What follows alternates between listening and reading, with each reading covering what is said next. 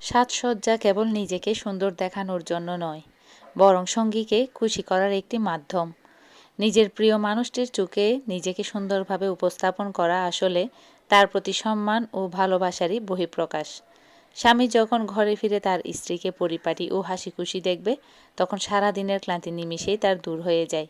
একজন নারীর স্নিগ্ধ রূপ তার স্বামীর মনের অস্থিরতাকে প্রশান্তিতে রূপান্তর করতে পারে।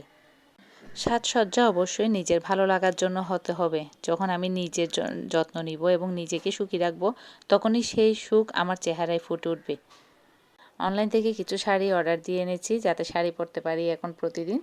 তো শাড়ি পরার শখ জাগছে। বাজারের প্রতিটি পণ্যের বাড়তে থাকা দাম আজ সাধারণ মধ্যবিত্ত পরিবারগুলোর জন্য এক বড় পরীক্ষার নাম।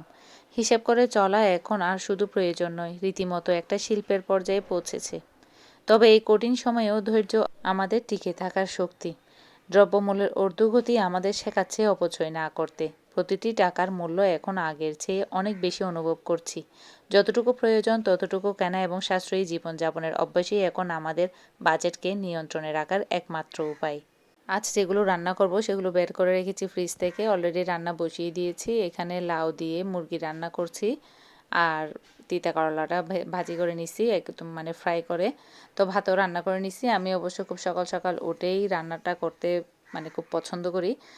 আর এখন যেহেতু আমি ইলেকট্রিকের চুলায় রান্না করি, তো কারেন্টের তো খুব বেশি সমস্যা, খুব বেশি যাওয়া আসা করে, আর আজকে অনেক বেশি ডিস্টার্ব করছিল। তো আমি সকালবেলা উঠেই সব কিছু ফ্রিজ থেকে বের করে রাখি। ডিফ্রস্ট হয়ে গেলে সাথে সাথে আমি মানে সব কিছু চুলায় বসিয়ে দেওয়া শুরু করি একে একে করে। তো বাইরের আবহাওয়াটা এই ২-১ দিন ধরে একটু ভালোই লাগছে। মেঘলা মেঘলা হয়ে আছে বা হঠাৎ একটু একটু বৃষ্টি পড়ে।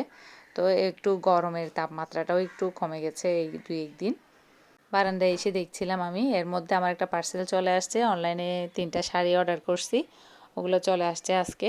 তো এই যে বললাম, শাড়ি পরার ভূত চেপেছে এখন। তো কি করব, শাড়ি পরতে ইচ্ছা হচ্ছে যখন। তো সব কিছু আসলে খুব বেশি গর্জিয়াস শাড়ি যেহেতু, এখন ৩টা আমি একদম কোনো রকম কাজ ছাড়া শাড়ি অর্ডার করে নিয়েছি। কেমন লেগেছে অবশ্যই বলবেন। আজকের জন্য এ পর্যন্তই। আল্লাহ হাফেজ।